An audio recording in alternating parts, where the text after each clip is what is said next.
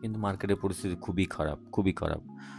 আমরা যতটা আ আশা নিয়ে বসেছিলাম যে ট্রাম্প আসবে, মা মার্কেটের একটা আলাদাই মুভমেন্ট দেখতে পাওয়া যাবে। কিন্তু তার উল্টোটা ঘটল। হয়তো ট্রাম্প না আসলে হয়তো মার্কেট ভালো চলত। গতকাল রাত্রে আবার একটা বড় লিকুইডেশন, টোটাল $620 মিলিয়ন লিকুইডেশন হয়েছে ২৪ ঘন্টাতে। বহু ট্রেডার লিকুইডেট হয়েছে। এই খেলাটা চলতেই আছে দীর্ঘ সময় ধরে। আমাদের মতন ছোট, ছোট ট্রেডাররা বুঝতেই পারছে না যে মার্কেটকে কিভাবে হ্যান্ডেল করবে। যারা বেশিরভাগটাই মানে 90% 100% আ অল্ট কয়েনে আছে, তাদের তো পোর্টফোলিওর অবস্থা শোচনীয়, একদম শোচনীয়। খারাপের মধ্যে একটু সাংকেতিক ভালো দেই যে গ্লোবাল M2 সাপ্লাই কিন্তু ধীরে, ধীরে বাড়ছে। আর আমরা কিন্তু যদি বিগত দিনগুলোতে দেখে থাকি তাহলে গ্লোবাল M2 সাপ্লাইয়ের মুভমেন্টের সাথে বিটকয়েনের মুভমেন্ট অনেকটাই সিমিলার, মানে একরকম। তো এখানে দেখা যাচ্ছে যে গ্লোবাল M2 সাপ্লাইয়ের যে মানি সাপ্লাই, বিভিন্ন দেশ কিন্তু অ্যাকচুয়ালি নোট প্রিন্টিং শুরু করেছে। ইউএস এর এখনো শুরু হয়নি। কিন্তু তাছাড়াও অন্যান্য দেশ শুরু করেছে। চায়না যেমন শুরু করেছে। তো ধীরে, ধীরে কিন্তু আপের দিকে যাচ্ছে। তার মানে আমরা কিন্তু বেশি ডিপ হয়তো বিটিসিতে দেখব না। এগুলো সব আলোচনা করব বন্ধুরা। একটু হোল্ড করুন। শেষের দিকে আমি লেবেলটা নিয়ে একটু আলোচনা করব। সবথেকে আরেকটা মজার ব্যাপার যেটা আর মার্কেটে নিউজ আসছে যে ইউএস গভর্নমেন্ট তার যে গোল্ড রিজার্ভ আছে সেটা বাই করে বিটিসি স্ট্র্যাটেজিক রিজার্ভে বাইং করবে।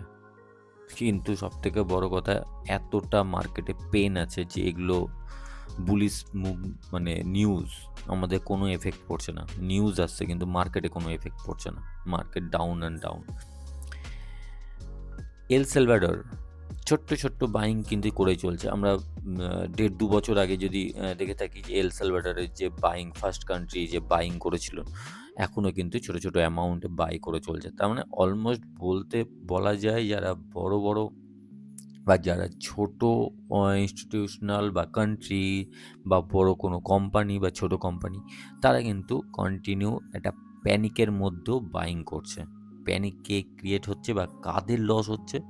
ছোট, ছোট রিটেলারদের, যারা অলমোস্ট সব পোর্টফোলিওটাই অল্ট কয়েনে আছে। এটা কারো পক্ষেই জানা বা বোঝা সম্ভব না যে মার্কেট কিভাবে যাবে। বিগত দিনগুলো দেখলে, বিগত সালগুলো দেখলে দেখা যায় যে নরমালি আমরা জানুয়ারি, ফেব্রুয়ারি, মার্চ এই ৩ টে মান্থ ভালো যায়। তারপরে ডাউন ট্রেন্ড চলে, তারপরে আবার আপ ট্রেন্ড সেকেন্ড লেগে ওঠে। কিন্তু এবার টোটালটাই উল্টো। ট্র্যাপে তো সবাই পড়ে গেছে। সবাই পড়ে গেছে। তো আমি এখানে কিছু লিকুইডেশন যদি আমি দেখি ৪ ঘন্টার তেও যদি কিছু লিকুইডেশন দেখি,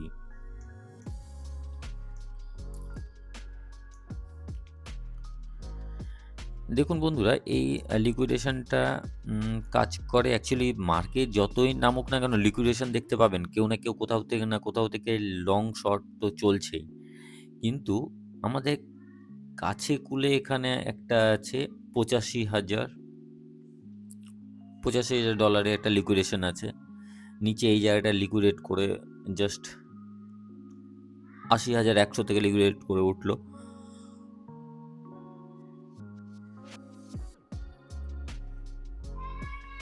৯০ আমার যেটা মনে হচ্ছে যে এখানে ৯১, ৯২ এর একটা ব্যাক দেখা যেতে পারে। আর সবথেকে এখানে যদি আমি আরেকটা দেখি যে বাইং, ওয়েলদের বাইং কি আছে, এখানে কিন্তু $৮২,০০০ এর কাছে কিন্তু আবার বাইং আছে। তার মানে মার্কেট জাস্ট একটু হালকা ড্রপ হতে পারে। সবথেকে যেটা দেখব মান্থলি রিটার্নটা দেখাটা খুব দরকার। যেটা আমাদের জানুয়ারিতে মার্কেটটা হাই গিয়েছিল, তখন কিন্তু অল্ট কয়েনও মার্কেটটা উপরে গিয়েছিল। কিন্তু আমরা গত মানে ফেব্রুয়ারি মান্থটা আমরা বুলিশ ভেবেছিলাম। কারণ বেশিরভাগ বছরগুলোতে ফেব্রুয়ারি মান্থ ভালো গেছিল। কিন্তু তার হলো উল্টো, মানে 70% দেখাচ্ছে, 70% এখানে বেশি হবে, কারণ লাস্ট ডেতেও ক্র্যাশ নেমেছিল।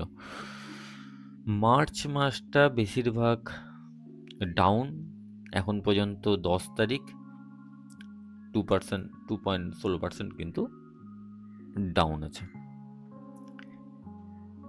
এইখানেই হচ্ছে গল্প, মানুষের কিন্তু ইমোশনাল নিয়ে খেলছে বড় বড় ভেলরা।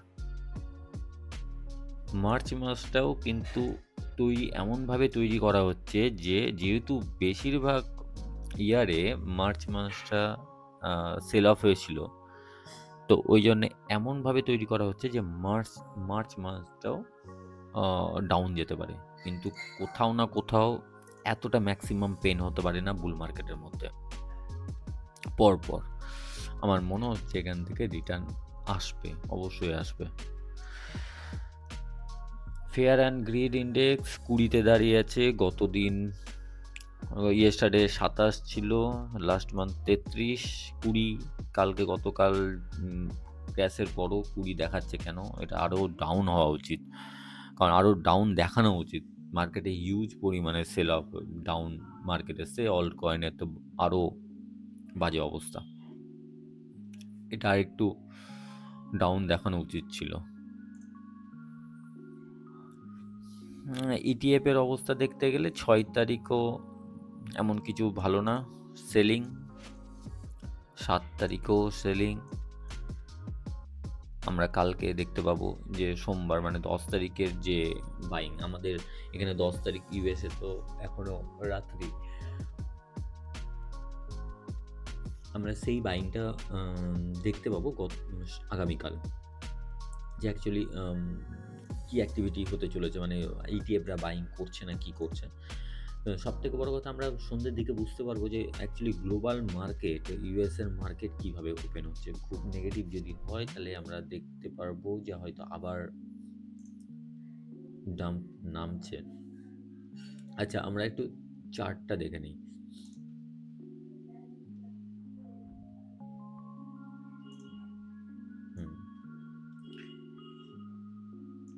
যেটা মনে হয় যেটা মনে হচ্ছে, যদি মার্কেট,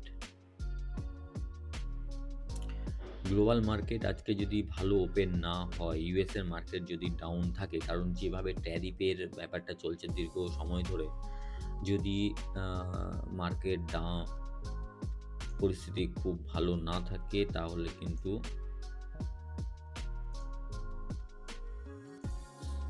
এই লেভেল পর্যন্ত ধরে রাখুন, কারণ এখানে একটা ডিমান্ড জোন আছে।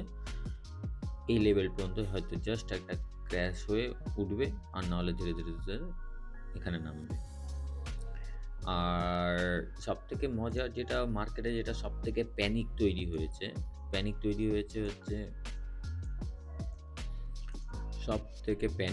হয়েছে এইখানে 200 SM এর ডাম্প নেমেছে। আমরা কিন্তু বুল মার্কেটেও দেখেছি, কিন্তু বেশি দিন স্টে করে না, জাস্ট 1-2 দিন, তারপর আবার ব্যাক করে ওঠে। এখানেও দেখা যাবে যে ডাউন নেমেছে, ডাউন নেমে উঠে গেছে, এখানেও ডাউন নেমেছে, উঠে গেছে, এখানেও ডাউন নেমে এখানে ক্যান্ডেল ওপেন হয়ে গেছে। এই ক্যান্ডেলটা ক্লোজ হয়ে গেছে গত সপ্তাহের, এটাও ডে দেখছি, ক্যান্ডেলটা ক্লোজ হয়েছে, নিউ ডে ক্যান্ডেল এখান থেকে ওপেন হয়েছে। এবার ব্যাপারটা হচ্ছে এখানে কতদিন আমাদের এই 200 EM এর নিচে থাকবো আমরা, কারণ হচ্ছে এখানে বেশি দিন যদিও আমরা থাকি না, এখান থেকে 200 EM এর উপরে উঠে যায়। আর সব থেকে একটা মজার ব্যাপার হচ্ছে বন্ধুরা, এখানে একটা ডাউন হয়ে আসছে লাগাতার, দেখলে দেখা যাবে 1, 2, 3, 4 দিন টানা ডাউন ট্রেন্ড চলছে। এটা ব্যাক তো আসার সম্ভাবনা অবশ্যই লক্ষ্য করা যাচ্ছে, কারণ এখানে একটা ফেয়ার ভ্যালু গ্যাপ তৈরি হয়েছে $86,000, $86,700, আর ঠিক এই জায়গাটা ম্যাক্সিমাম লিকুইডেশন আছে, যারা এখান থেকে শর্ট সেল করেছিল। তো সেলিং, লিকুইডেশন ম্যাক্সিমামভাবে ম্যানিপুলেশন চলছে, ভেলদের তরফ থেকে বলুন আর এক্সচেঞ্জেস তরফ থেকে বলুন, ম্যাক্সিমাম লিকুইডেশন চলছে। তো এই হিসাবে এখানে কিন্তু একটা সেল অফ দেখা যেতে পারে। সরি সেল আপ, একটা মানে ব্যাক দেখা যেতে পারে। ডেড ক্যাট বাউন্স যেটা বলা বলা হয়। যেহেতু একটা সেল অফ নেমেছে, সেল অফ থেকে বাউন্স খেয়ে $৮৬,০০০ পর্যন্ত আমরা দেখতে পারি। তবে ডিপেন্ড করবে মার্কেট, ইউএস এর মার্কেট কেমন যাচ্ছে ওই হিসাবে। যদি আমাদের ৭ টার মধ্যে ৭ টা ৭ থেকে ৮ টার মধ্যে যে মার্কেট ওপেনিং হয় ইউএস এর, সেই মার্কেটটা ইন্ডিয়ান টাইম অনুযায়ী সেই মার্কেটটা যদি ঠিকঠাক ঠিকঠাক থাকে, তাহলে কিন্তু আমরা একটু বাউন্স দেখতে পারবো। কিন্তু আমার মনে হয় না এই মুহূর্তে মার্কেট বুল রানের দিকে যাবে, কারণ এটা বেয়ার রানও না। এখানে একটু এসপিএক্সটা দেখলে বোঝা যাবে যে কী অবস্থায় আছে। যে এসপিএক্সও কিন্তু সেই 200 এর ধারে গেছে। ডিমান্ড জোন এখানে গ্র্যাব করেছে। এখান থেকে যদি উপরে যদিও এখান থেকে যদি মার্কেট একটু ওঠে এসপিএক্সটা, তাহলে কিন্তু বিটকয়েনের রিকভারিটা সম্ভব। তবে বন্ধুরা আরেকটা জিনিস বলবো যে এই মুহূর্তে মনে হয় না যে সেই আমাদের হাই 1,00,000-এর ধারে কাছেও যেতে পারবো। আমার যেটা মনে হয় খুব বেশি হলে 90, 89, 91 এইরকম জায়গাতে আমরা যেতে পারবো। এই জায়গাটা খুব বেশি হলে। তবে হ্যাঁ, লং টার্মে অবশ্যই বুলিশ। যেভাবে করে বড় বড় ভেলরা বাই করছে, এরা নিশ্চয়ই বোকা না। আর সবথেকে বড়, এত বড় নিউজ যে ইউএসএতে স্ট্র্যাটেজিক রিজার্ভ বিটকয়েনকে করা হলো, কিন্তু তারপরও মার্কেটে কোনো এফেক্ট পড়লো না। তার মানে মার্কেটে এফেক্টটা তখনই পড়ে যখন বড় বায়াররা বা যখন বড় ইনস্টিটিউশন বা বলুন বড় ইনভেস্টররা বলুন, যখন তারা বাই করে মার্কেটে ডাইরেক্ট বড় গ্রিন ক্যান্ডেল তৈরি হয়, তখনই কিন্তু মার্কেটে বুলিশ মুভমেন্ট তৈরি হয়। কিন্তু ওইভাবে কোনো মুভমেন্ট তৈরি হয়নি, তারা বাইও করেনি। তার মানে আমাদের দেখতে হবে মার্কেটে আগামী দিনে কি হতে চলেছে। বন্ধুরা, আমার ভিডিও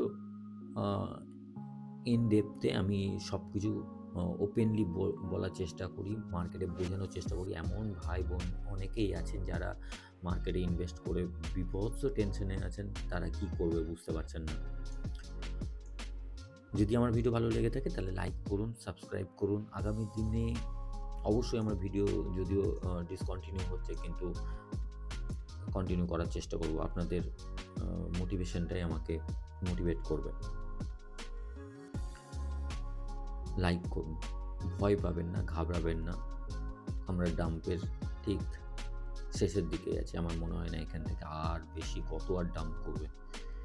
ধীরে ধীরে মার্কেট এখানেই রিকভারি হবে। স্পটে থাকলে হোল্ড করুন, মার্কেট অবশ্যই আমরা ভালো দিকটা দেখতে পাবো। তবে ধৈর্য রাখুন। Good bye.